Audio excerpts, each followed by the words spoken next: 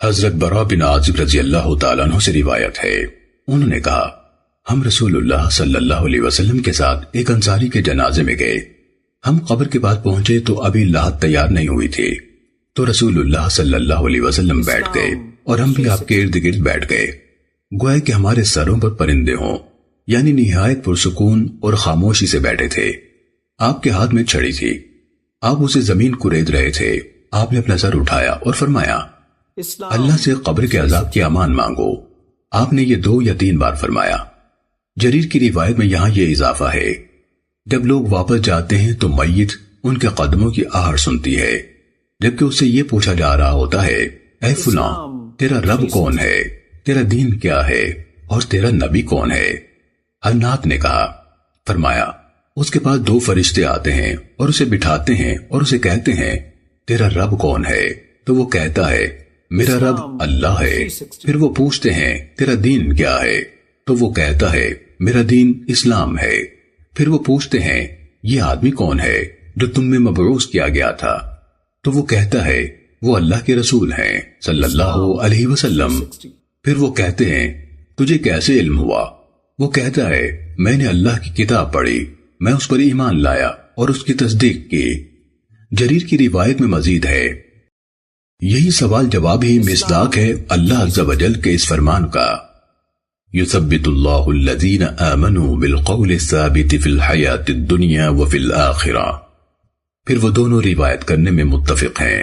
فرمایا پھر آسمان سے منادی کرنے والا اعلان کرتا ہے تحقیق میرے بندے نے سچ کہا ہے، اسے جنت کا بستر بچھا دو، اس کے لیے جنت کی طرف سے دروازہ کھول دو۔ فرمایا جنت کی طرف سے وہاں کی ہوائیں، راحتیں اور خوشبو آنے لگتی ہیں اور اس کی قبر کو انتہائی نظر تک وسیع کر دیا جاتا ہے۔ پھر کافر اور اس کی موت کا ذکر کیا اور فرمایا اس کی روح اس کے جسم میں لوٹائی جاتی ہے اور 2 فرشتے اس کے پاس آتے ہیں اور اسے بٹھاتے ہیں اور اسے پوچھتے ہیں تیرا رب کون ہے؟ تو وہ کہتا ہے ہائے ہائے مجھے خبر نہیں۔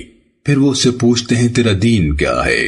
تو وہ کہتا ہے ہاں ہائے مجھے خبر نہیں۔ پھر وہ اس سے پوچھتے ہیں یہ آدمی کون ہے جو تم میں مبعوث کیا گیا تھا؟ تو وہ کہتا ہے ہائے ہائے مجھے خبر نہیں۔ تو منادی آسمان سے ندا دیتا ہے کہ اس نے جھوٹ کہا، اسے آگ کا بستر بچھا دو، اسے آگ کا لباس پہنا دو اور اس کے لیے دوزخ کی طرف سے دروازہ کھول دو۔ فرمایا کہ پھر اس جہنم کی طرف سے اس کی تپش اور سخت گرم ہوا آنے لگتی ہے اور اس پر قبر کو تنگ کر دیا جاتا ہے حتیٰ کہ اس کی پسلیاں ایک دوسرے میں گھس جاتی ہیں۔ جریر کی روایت میں مزید ہے پھر اس پر ایک اندھا گونگا فرشتہ مقرر کر دیا جاتا ہے جس کے پاس بھاری گرز ہوتا ہے، اگر اسے پہاڑ پر مارا جائے تو وہ پہاڑ مٹی مٹی ہو جائے۔ پھر وہ اسے اس کے ساتھ ایسی چوٹ مارتا ہے جس کی آواز جنوں اور انسانوں کے علاوہ مشرق و مغرب کے درمیان ساری مخلوق سنتی ہے، اور پھر وہ مٹی یعنی ریزہ ریزہ ہو جاتا ہے۔ فرمایا پھر اس میں روح لوٹائی جاتی ہے۔ سنن ابو داود حدیث نمبر 4753۔